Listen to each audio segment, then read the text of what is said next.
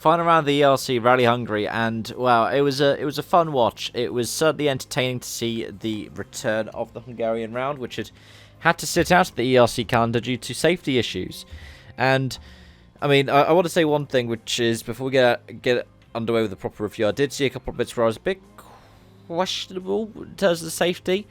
It wasn't as bad as what we saw Hungary get taken off of the schedule for, which was stuff like ambulances being sent into live stages while stages were still live and near collisions, everything like that, and poor fan management. And it wasn't quite like Japan last year where there was just a member of the public somehow on one of the stages. But seeing people like running across the finish line at the final stage with flares, it's made me shirk a little bit, actually. Yeah, what else can we talk about, though? Overall, it was an entertaining event to watch with 3 different models of car on the podium. Yeah, because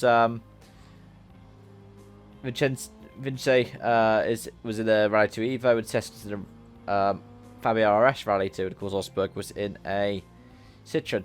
But we had 4 different tyre suppliers in the top 5. Pirelli from Hankook, from MRF, from Michelin. And then in 5th place was Frias Turan, who was in a Hankook Shod VW. So it's nice to see that balance in terms of manufacturers, in terms of local heroes doing well. Norbert Michelin's got 15th, it's showing in the end, for his classification. And yeah, seeing all these drivers from the Hungarian Championship performing well, it's one of those things I love about the ERC, and I wish we saw it more in the WRC. Of course, Mixi Shomos, incredibly unlucky with that crash, and incredibly lucky, however, because I was head-on into a tree, and you could see the chassis was warped, or the A-pillar was warped, but Victor Ban, the co-driver, got away unscathed, and that's really good to see. It's really good to see that kind of safety in modern rally. I mean, I remember Chris Meek's crash that got him sacked from Citroen, 2018 Portugal, where he ripped the roof off the car, and himself and Paul Nagel were completely okay. But yeah, it was a shame for Shomos, who was performing really well up until that point. Could have gotten his first ERC win, but it was Osberg that took the spoils. Osberg, who, that's his second ERC win. His first one was Hungary the last time we were there, I think 2 years ago, right? What was the last time that he won an international event? I think that was that as well. I mean, he did really well last year in a bunch of regional events and a bunch of local events.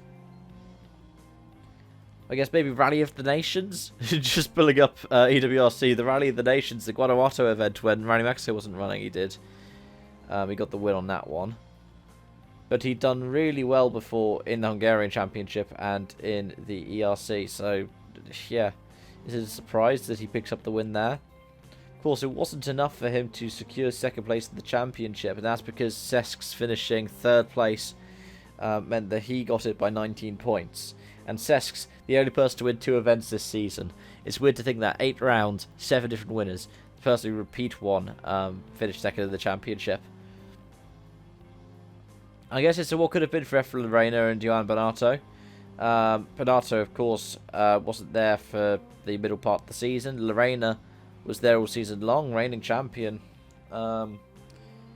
And it's such a shame that the best result that we could see from that crew was 3rd place. You look at the area for him and Sarah Fernandez, because they'd worked so hard this season. They worked so hard last season and were worthy champions as well. In the ERC4 and the Junior ERC, it went different ways. So, whilst the Myers, brother and sister, picked up the Junior ERC, it was Dapra that picked up the ERC4 honours. And, yeah, well done to both for those results. Ola Nora was close but no cigar as well. Was a puncher on day 1, put into the title bid there. Overall, I've enjoyed following the ERC this season. It's been brilliant to watch live, and Rally TV has been brilliant for providing that.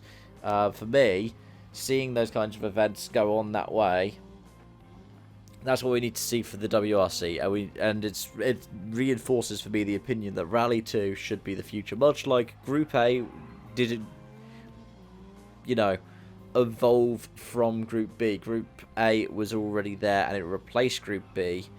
I feel like we've taken our Group S, and I mean the hybrid cars are cool, right? But we need to be more cost effective, and I think going to the Rally 2 Formula, we get stuff like we've had in the ERC here, which is absolutely fantastic. So thanks for watching, folks. Let me know your thoughts in the comment section down below, and I hope to see you around for more. Bye for now.